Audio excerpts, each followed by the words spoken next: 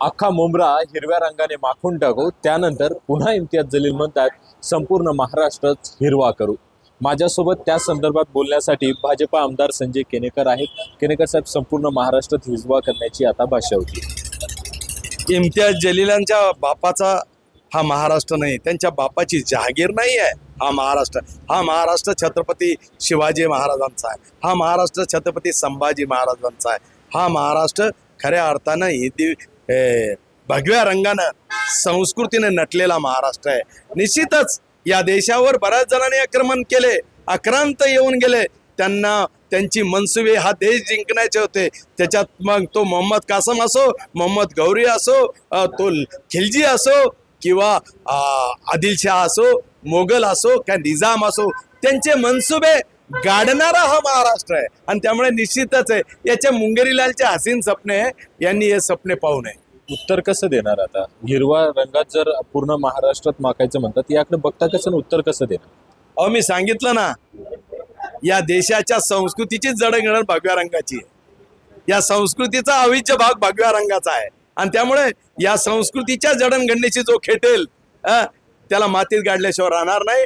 निश्चितपणे या इम्तियाज जलीलला वाटत असेल या छत्रपती संभाजीनगरनेच लोकसभेत चारी मुंड्या चित केलं, विधानसभेत त्याला चारी मुंड्या चित केलं.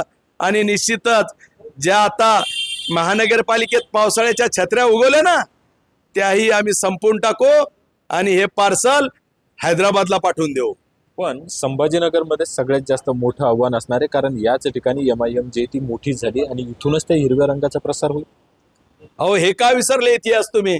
याच छत्रपती संभाजीनगरच्या पावन भूमीला पवित्र करणारे वल्लभभाई पटेल, ज्यांनी निजाम वाकवला आणि घालवला आणि निजामाचे मनसुबे मातीत गाडले. ही वल्लभभाई पटेलांनी जास्त दिवस नाहीये, स्वातंत्र्य संग्रामाचा इतिहास सांगतो. हेच मनसुबे हा आधुनिक निजाम गाजू इच्छितो. या निजामाला एक तर इथंच गाडू, नाहीतर थेट हैदराबादला OAC कडे पाठवून देऊ.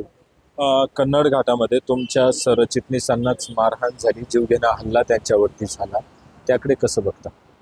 निश्चितच आहे, बेदरलेले विरोधक, घाबरलेले विरोधक, ज्यांच्या पायाखालची वाळू सरकली, अशा सर्व विरोधकांनी आता पर्याय उरल्या नसल्यामुळं जनताचा सर्वात मोठा जनाधार मिळवलेल्या पक्षाच्या पदाधिकाऱ्यांना मारण्याशिवाय यांना पर्याय नाही. निश्चितच आहे. बोलल्या जाते की ज्यांना तिकीट नाकारलं ते तुमच्याच पक्षाचे होते, तिकीट नाकारलं या कारणातून त्यांनी ते रागातून केलंय. अजिबात नाही.